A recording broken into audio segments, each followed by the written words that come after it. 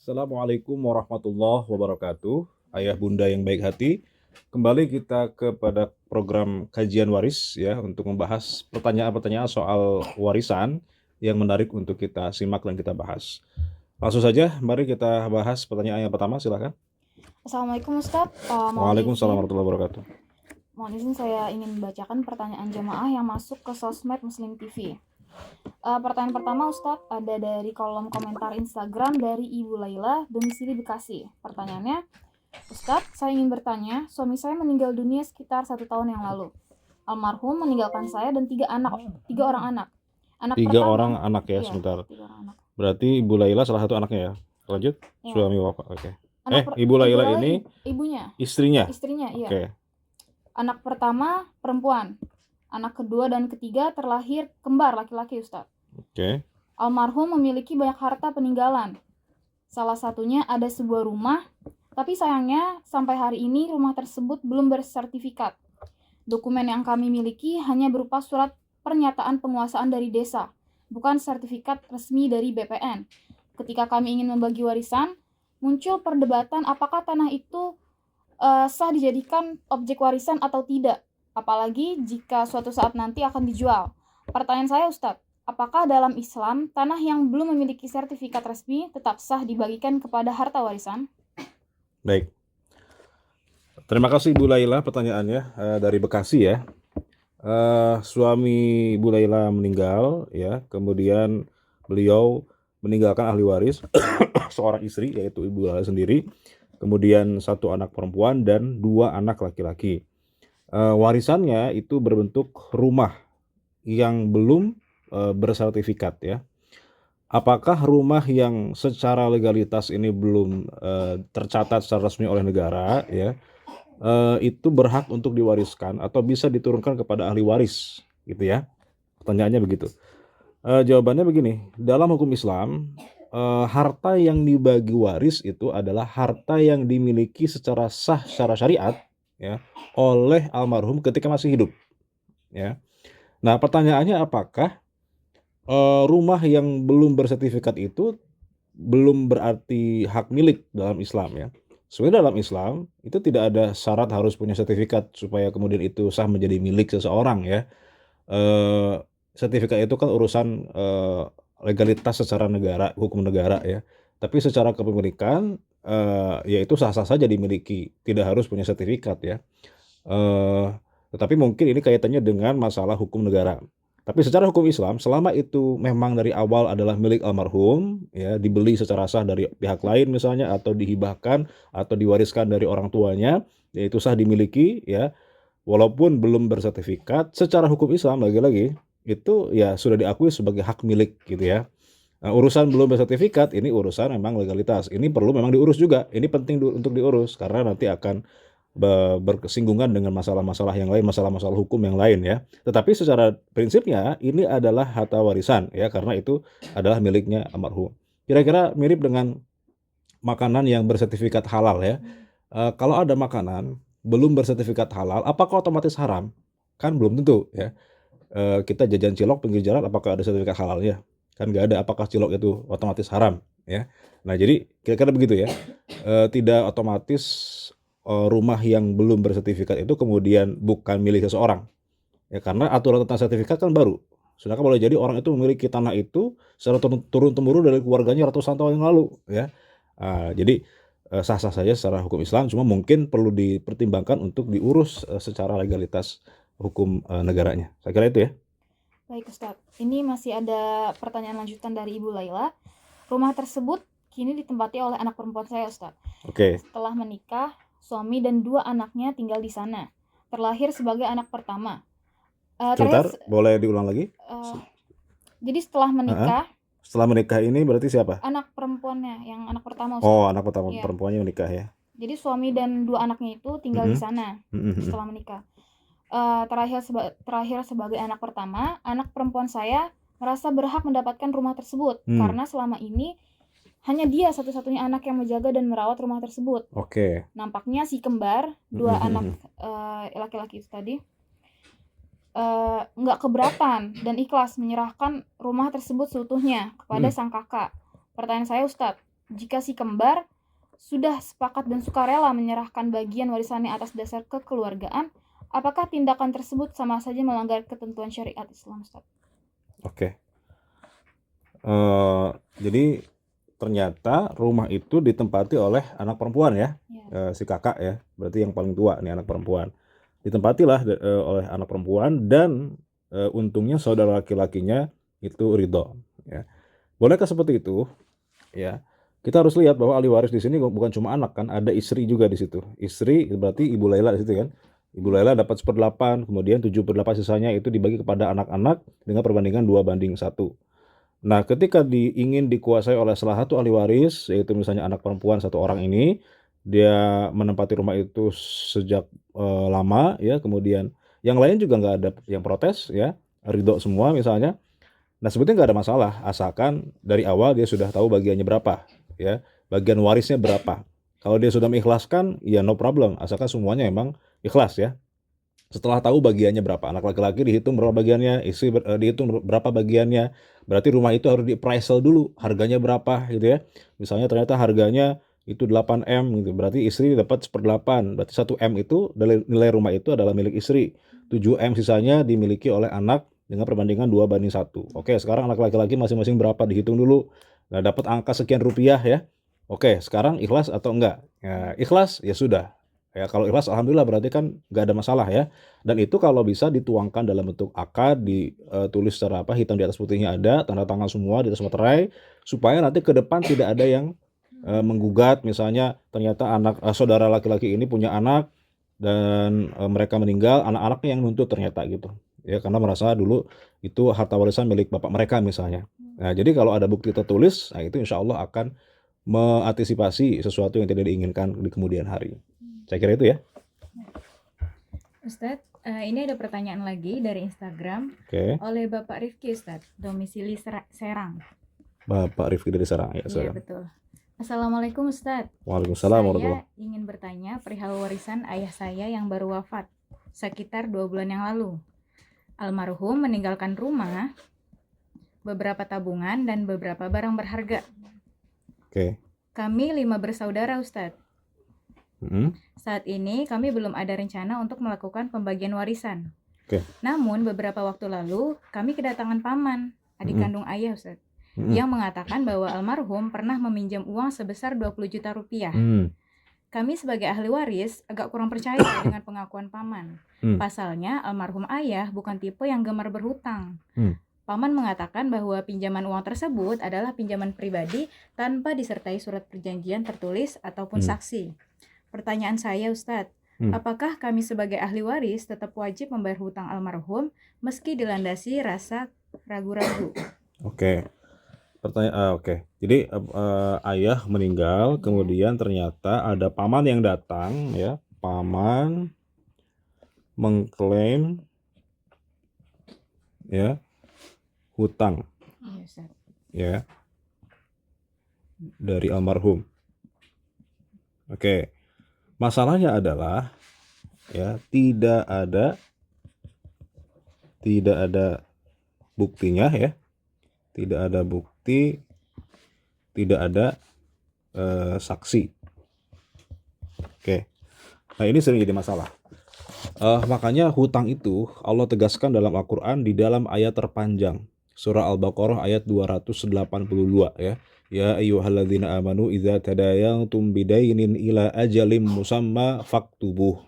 Wahai orang-orang beriman, jika kalian berhutang dalam tempo yang ditentukan, maka catatlah hutang itu.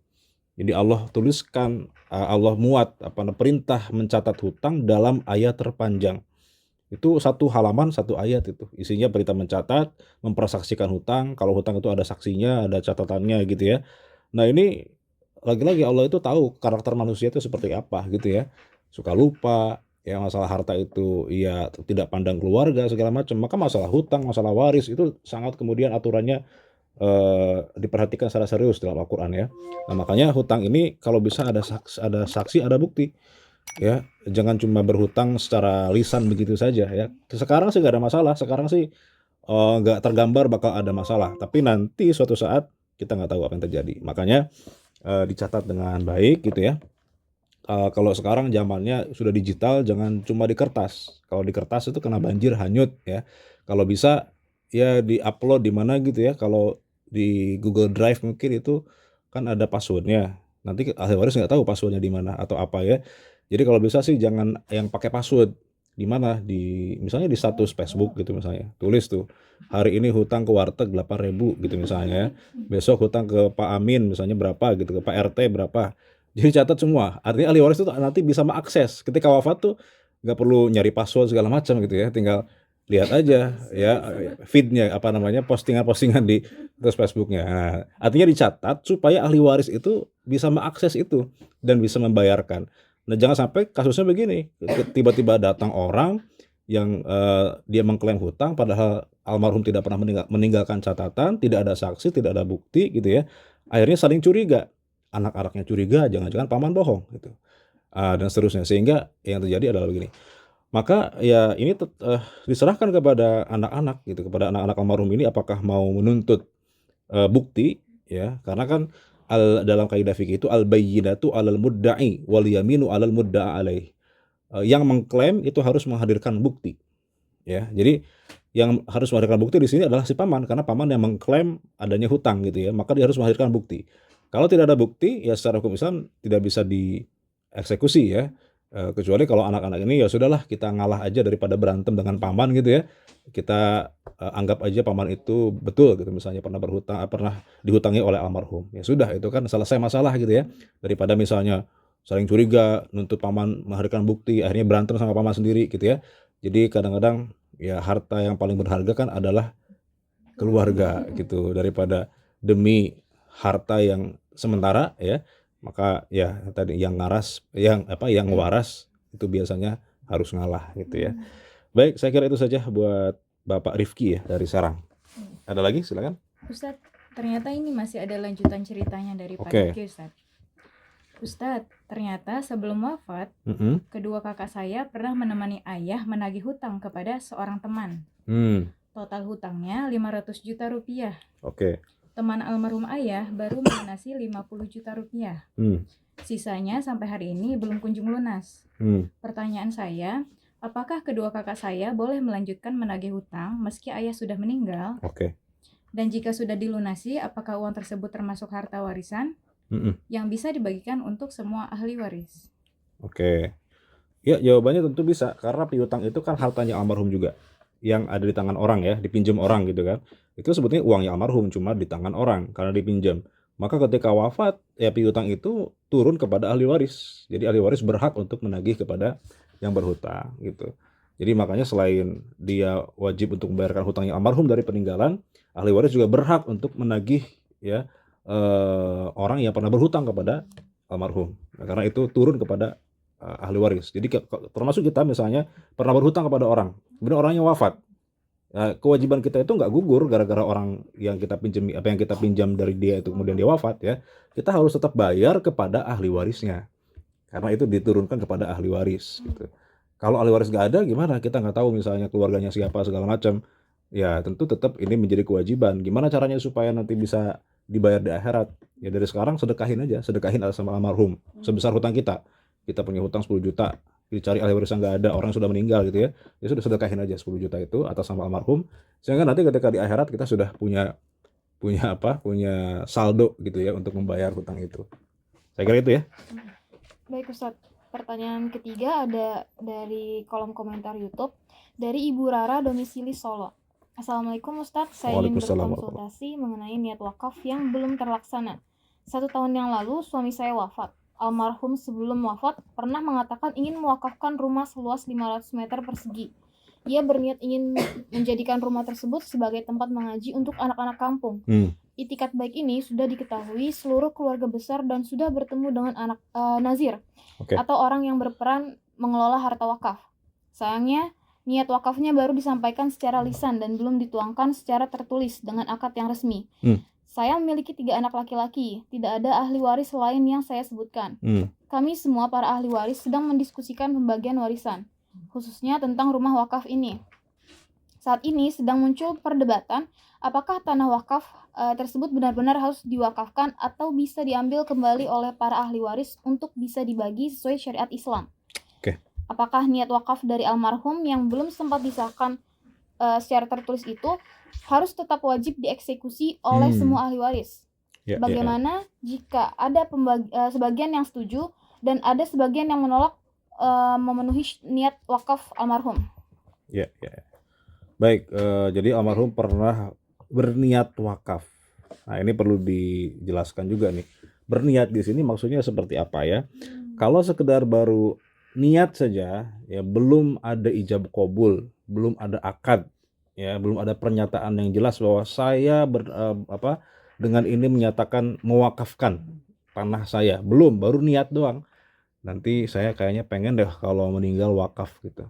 Nah, itu tuh baru niat kan gitu ya. Padahal sebetulnya dalam fikih ya, semua perpindahan harta dari seseorang kepada orang lain, baik itu dengan cara jual beli, hibah, wakaf, sedekah gitu ya, sewa, itu harus menggunakan akad yang tegas dan jelas ya. Nah, akad itu ya ijab qabul, ada pernyataan dari pihak pertama, ada penerimaan dari pihak kedua gitu ya. Nah, ketika itu terjadi maka sah. Nah, termasuk wasiat. Wasiat itu harus diakadkan ya. Ketika itu belum ada akad yang jelas, mengikrarkan ya, menyatakan bahwa dia berwakaf ya, maka belum sah sebagai wakaf. Baru niat gitu ya. Nah, niat itu belum dihitung sebagai akad ya. Harus ada ijab qabul, ada pernyataan kehendak yang jelas dari satu pihak ke pihak yang lain gitu ya. Nah, maka kalau dilihat dari kasus yang tadi itu, kalau hanya sekedar berniat wakaf, belum sah sebagai wakaf karena belum ada akad ijab qabul ya, pernyataan yang tegas. Nah, sehingga ya nanti ketika wafat ya terserah ahli waris ya, artinya itu tetap jadi harta warisan, dibagi kepada ahli waris, tapi nanti misalnya anak-anak ini yang 3 laki-laki ini kita pengen berwakaf aja sesuai dengan keinginan almarhum dulu ya, yang belum kesampaian.